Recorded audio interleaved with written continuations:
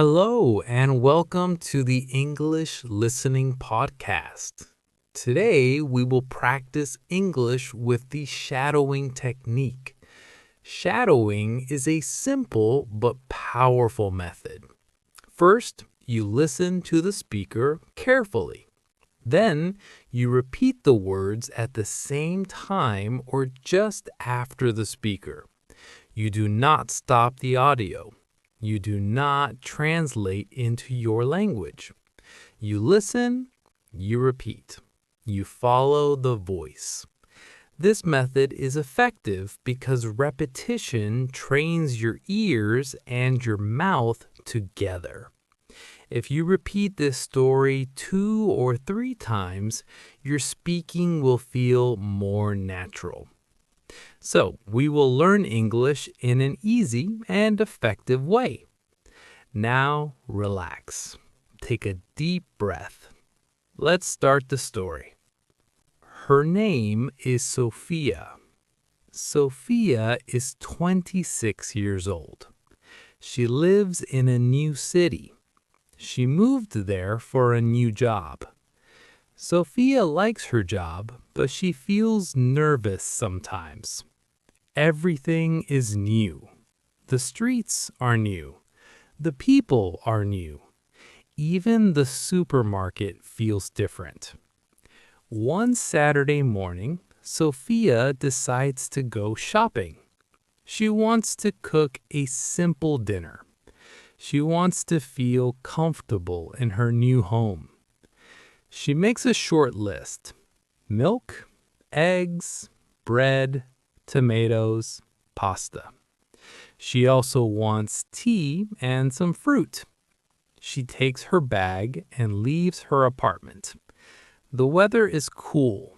The sky is cloudy, but Sofia feels okay. She says to herself, "Today will be a good day." At the supermarket, Sofia walks slowly. She looks at the shelves. She checks prices. She tries to understand the signs. She finds milk first. Then she finds eggs. She puts them carefully in her basket. Next, she goes to the fruit section. She chooses bananas and apples. She smells the oranges. They look fresh, so she takes a few. Sofia feels proud.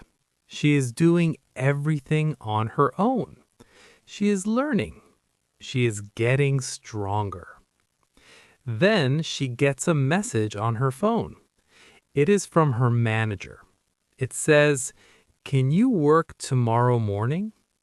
Sofia's heart beats faster. Tomorrow is her free day. She wants to rest, but she also wants to look responsible. She stands near the bread section and thinks.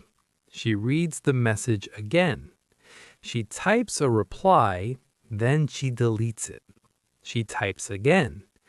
After a minute, she answers, "Yes, I can."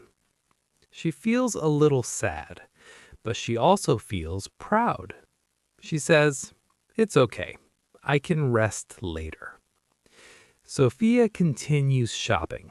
She buys pasta and tomato sauce. She buys yogurt and tea. Finally, she goes to the checkout. The line is long. People look tired. A child is crying. The cashier is working fast. Sofia waits. She holds her basket. She checks her phone again. She feels a bit stressed. When it is her turn, she shows her items. The cashier scans them quickly. Sofia reaches for her wallet, but her wallet is not there. Sofia checks her bag. She checks her coat pocket. Nothing. She feels her face get hot. Her hands start to shake. She thinks, "Oh no, not today." She says to the cashier, "I'm sorry, one moment." She looks again. Still nothing.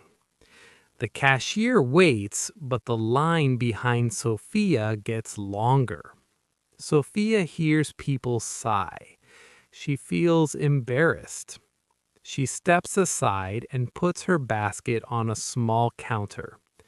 She tries to breathe. She thinks, did I drop it? Did I lose it? Did someone take it? Sofia feels scared. Her cards are inside. Her ID is inside. Her money is inside. Then a voice speaks behind her.